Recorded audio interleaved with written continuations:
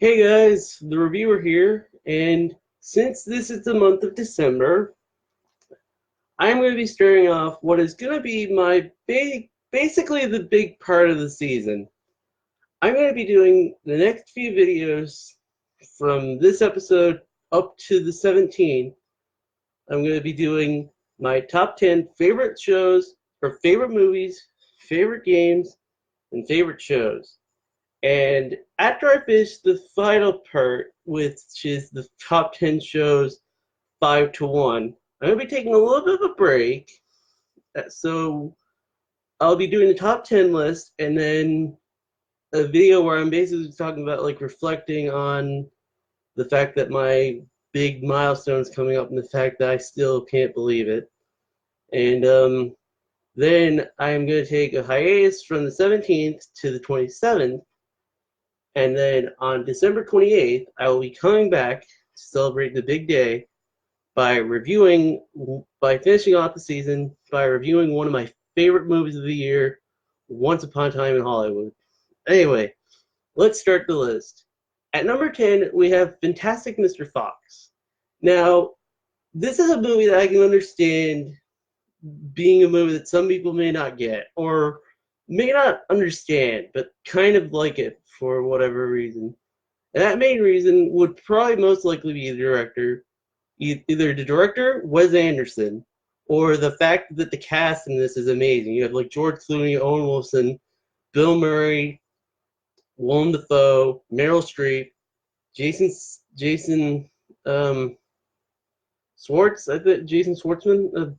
I know his face. And if I Jason Schwartzman. And he was. If you've ever seen the show Bored to Death, the main guy on Bored to Death. And it's an amazing film. I saw it when it came out in 2009, and it had an impact on me because I love Wes Anderson movies, and when I heard he was going to be doing a family movie, I was like, oh, I'm intrigued. I'm really intrigued, and it's one of those movies where I kind of have this idea of like, it's not a movie that kids won't like. I could see kids really liking it, but they may not completely understand it.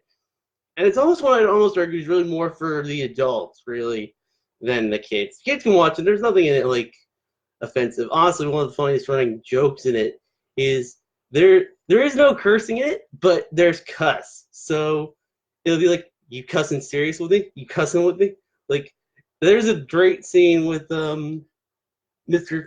with Fox and Badger where they're getting into it, like he's disputing about like the tree he's moving into and how it's on this land that belongs to a very not good like businessman. And the scene is basically they're just running, they're getting feral and just like going, you guys wait, no, you're a cuss, you're a cuss. It's one of my favorite scenes in the movie because it's a great scene. I just love the movie. It's such a weird movie, but I love it for that. It stuck with me. I love it. Number 9 is Birdman. Birdman, or the ignorance of I'm just gonna say Birdman. It's got a really long title, but I think it's kind of meant to be kind of. A part of me thinks it's probably meant to be kind of like a bit pretentious, sort of. But anyway, like Birdman is the story of a washed-up actor who used to be a superhero star, who decides to do a play on Broadway, and it's kind of like the trial and tribulation of life and growing up, and the fact that he is a different person in this new era, and like the way this movie is shot, it's done to look like it's one continuous take, and that's freaking brilliant. The way it's done is phenomenal. And I won't spoil it at the ending, but there's a thing with the ending that some people theorize, and I'm not going to go into detail, but if you've seen the movie, you might be knowing what I'm talking about. But this movie is a fantastic movie. It won the Best Picture at the Oscars, and for good reason. It's an amazing film. It's one of those movies. Like it's one of those ones when I saw it, I was like, this isn't a movie. This is an experience, and you have incredible performances from Michael Keaton, Edward Norton, Emma Stone, Zach Galifianakis. Like everyone in this movie is on their A game, and it shows. And it's one of the best movies, and it's very meta because the character that he used to play was known as Birdman. And if you look at the costume, and you know the fact that Michael Keaton used to play Batman, this movie it draws a little bit of parallels to his real life, and it's kind of like I think it's meant to be intentional, and if it is, it's brilliantly done. And I love this movie. It's one of my favorites. I friggin' love it.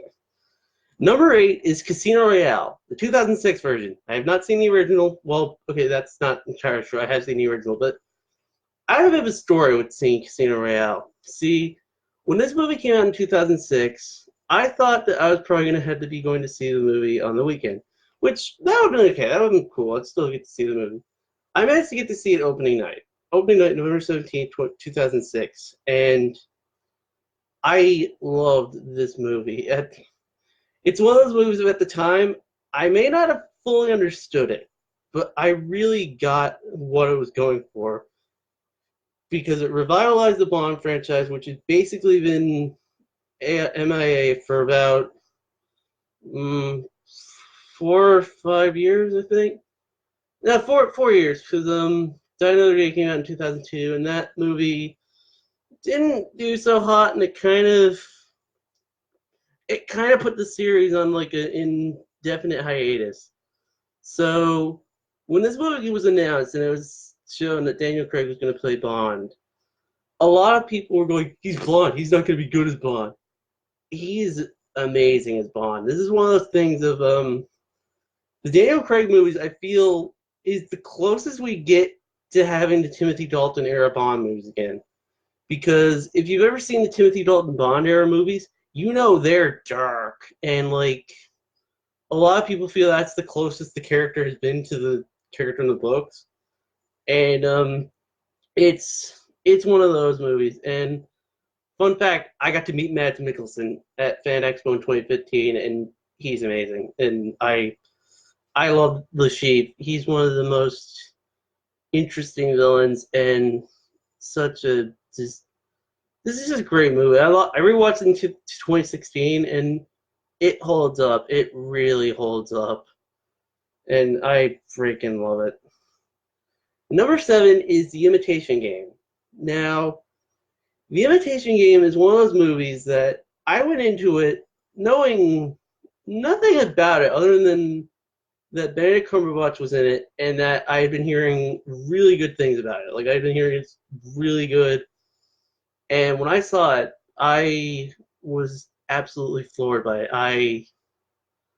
I loved every minute of it. And the story of Alan Turing cracking Enigma is probably one of the most inspiring stories during World War II, but also one of the saddest because he was a homosexual in a time where if you were homosexual or gay, it was a death sentence. Like it was basically like crucifixion because he does crack Enigma, but they chemically castrate him, and a few years later after that, they killed him, and that is genuinely upsetting because if Alan Turing had done what he did years later when being homosexual was not as taboo as it was back then, he would have been heralded as a hero because he saved many, many lives and shortened the war by a good few years. And the thing that makes this movie is Benedict Cumberbatch's performance. Like, if you've ever had doubts about him as an actor, watch the last 10 minutes. Like, if you've seen this movie, the last 10 minutes is basically my thing of, like, this is why Benedict Cumberbatch is one of my favorite actors, because the last 10 minutes of this movie is brutal. Like, the last 10 minutes of this film is hard to watch.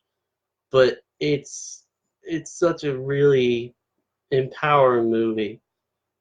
And my number 6 favorite movie of all time is Kingsman: The Secret Service. Okay, this is a movie that I knew nothing about. I read the graphic novel before it came out. the movie and the graphic novel, they're completely like different things. Like there's a lot of differences. There are some similarities, I'll give you that, but there's a lot of differences. But one of the reasons I love Kingsman is because it is batshit insane and it runs with it. And that's one of those things I always respect with movies. I always respect a movie when a movie will be just take this like insane, crazy concept and just run with it. And Kingsman does that because it's one of those movies of it pays homage to the both era of Bond movies, of spy movies, but like it also kind of pokes fun at them. And one of my favorite scenes in the whole movie, and probably one of my favorite like action sequences of the last action scenes of the last 10 years, is the church massacre scene. I know that sounds brutal, and it's brutal, but it's one of those scenes that's hypnotic because it's like it's insanity. Like I would feel like if I was ever gonna be like, how would you like if you were to pick a scene from this movie to show someone to want to try and watch it? I'd show them that scene because it is frenetic, it's intense, it's cool. It's one of the most ludicrous what the hell moments in the film, and it's like the first time I saw the movie, I was dying of laughter because I was like, "This is utterly insane," and I love it for it. Oh god, I love it. And the other thing that's so good about this movie is you have Colin Firth playing a very gentlemanly, eloquent spy, and just the fact that you have a scene where he kills over at least like 100 people, maybe more. It's like one of the fun. It makes it seem like even funnier because you look at an actor like Colin Firth, and you always go, "Oh, he's gentlemanly. He's sweet. He wouldn't hurt a fly." And then you have a scene in Kingsman where he just goes ape shit on a shirt. It's a very justified scene. The violence in that scene, even though it is brutal, it's very justified, and you can kind of understand what they're going for. And it's one of my favorite scenes. I just love that movie. And also Taron Egerton, my God, like he's gone. He's been getting a lot more roles and things a lot recently, and I'm like, I approve because I like Taron Egerton. He's a good actor, and I really liked it.